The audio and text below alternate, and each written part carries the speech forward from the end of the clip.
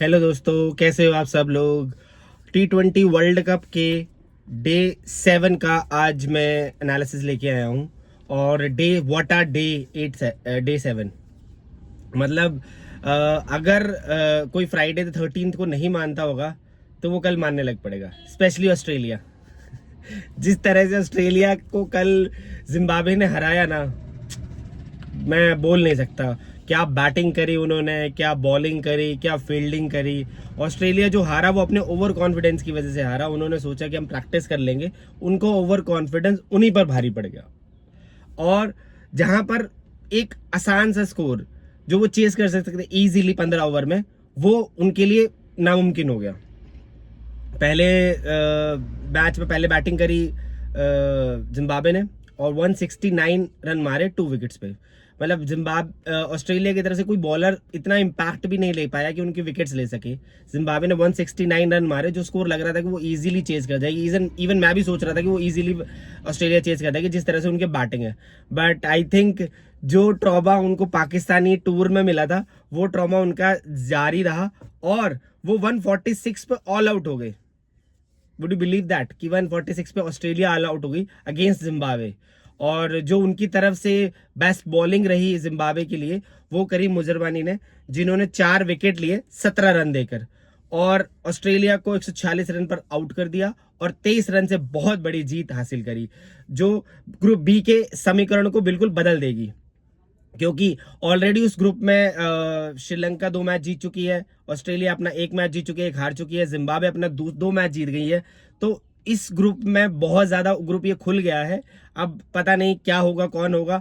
अभी तक श्रीलंका और जिम्बाब्वे टॉप 2 पोजीशंस पे है, ऑस्ट्रेलिया तीसरे पोजीशन पे है और ओमान और आयरलैंड बहुत नीचे है। बट ये 3 टीम जो है, इन 3 टीमों में से कोई 2 ही टीमें जाएंगी। तो ऑस्ट्रेलिया ने कल की हार के बाद अपने लिए मुश्किलें बढ़ा ली हैं।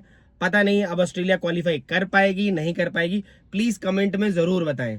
और इस वीडियो में जुड़े रहिए। इस वीडियो में एक फैक्ट और बताऊंगा एट द एंड, जो इंडियन फैंस को बहुत मतलब उत्साहित कर देगा इस वर्ल्ड कप को देखने के लिए और उनके लिए बहुत खुशखबरी भरा फैक्ट है वो। सो चलते हैं दूसरे मैच की तरफ, कनाडा वर्सेस यूएई। तो इस मैच में, ये मैच भी बहुत इंटरेस्टिंग मैच हुआ। दोनों एसोसिएट नेशंस थे, दोनों ने अच्छी परफॉर्मेंस करी, दोनों ने बैटिंग ठीक ठाक करी, दोनों की बॉलिंग बहुत अच्छी थी। उनकी तरफ से कनाडा ने पहले बैटिंग करी, 150 का स्कोर मारा 7 विकेट पे। यूएई की तरफ से जुनेद सिद्दीकी जो है उन्होंने 5 विकेट लिए और कनाडा को 150 के स्कोर तक रिस्ट्रिक्ट कर दिया। एक टाइम को कनाडा लग रहा था कि वो 150 भी नहीं पहुंच पाएगा, बट लास्ट के 2 ओवर में बहुत अच्छी हिटिंग करी और वो 150 तक पहुंच गए। फिर जब यूएई बैटिंग करने आए, यूएई के 3 विकेट बहुत जल्दी गिर गए और वहां से लग रहा था कि यूएई कहीं पे भी मैच में नहीं बन रही है।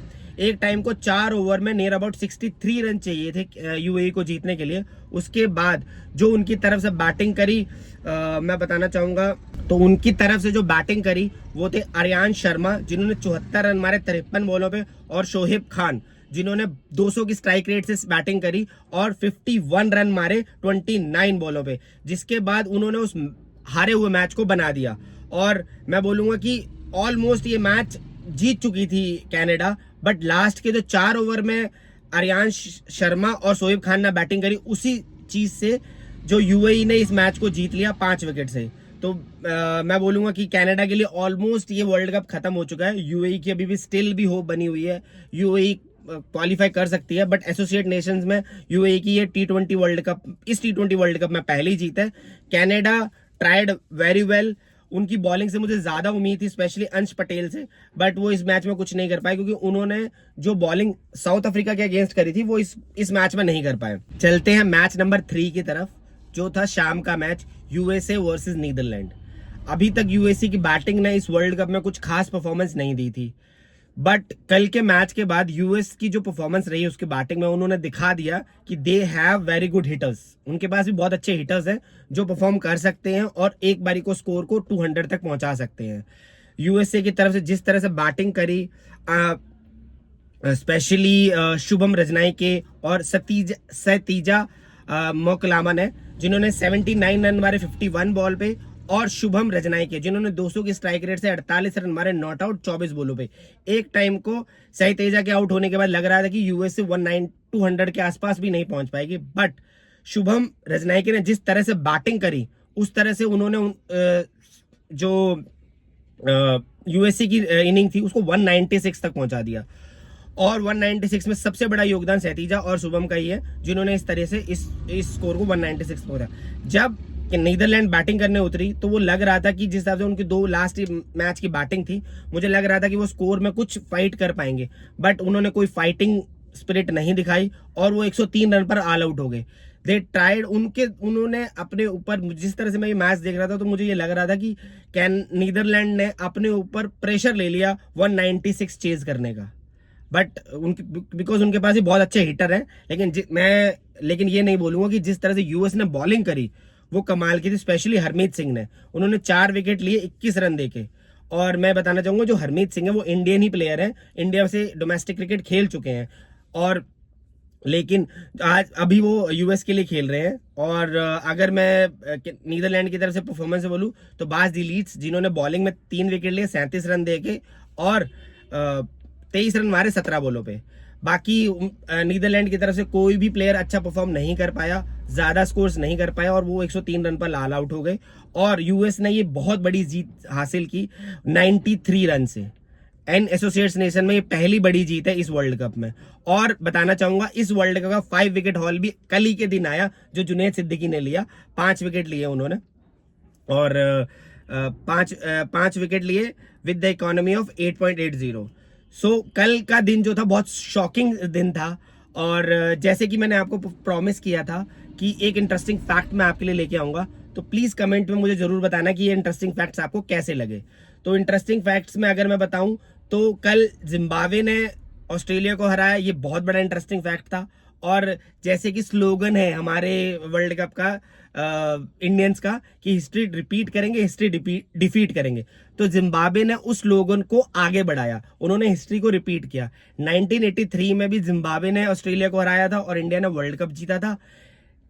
2007 जो T20 एडिशन का पहला वर्ल्ड कप था, उसमें भी जिम्बाब्वे ने ऑस्ट्रेलिया को हराया था और इंडिया ने वो वर्ल्ड कप जीता था। तो ये वाली सिम्टम्स जो हैं या ये वाले साइंस जो हैं, मुझे लग रहा है कि इंडिया इस बार जरूर वर्ल्ड कप जीतेगी। अगर आपको ये सब चीजें पता थी तो प्लीज मुझे कमेंट्स में बताएं कि आपको भी ये चीजें पता थी, और आपको क्या लगता है कि हम हिस्ट्री रिपीट और डिफीट कर पाएंगे। तो प्लीज कमेंट्स में जरूर बताना, और लाइक शेयर एंड सब्सक्राइब। और डे 7 में जो मैचेस बताना चाहूंगा, आज डे 8 के जो मैचेस हैं वो हैं Ireland versus Oman, England versus Scotland और न्यूजीलैंड वर्सेस साउथ अफ्रीका। तो आपको क्या लगता है कि डे 8 भी डे 7 की तरह इंटरेस्टिंग होगा, कोई बड़ा उलटफेर होगा, स्पेशली इंग्लैंड वर्सेस स्कॉटलैंड के मैच? क्योंकि इंग्लैंड वर्सेस स्कॉटलैंड के जो मैचेस होते हैं ना, वो बहुत इंटरेस्टिंग होते हैं, आप हिस्ट्री में एक बार जाके देख लीजिएगा। So please like share and comment, और प्लीज मेरे को इस कमेंट्स में जरूर बताना कि मेरे वीडियोस को मैं और बेहतर कैसे बना सकता हूं। Please like share and comments. Thank you and cheers.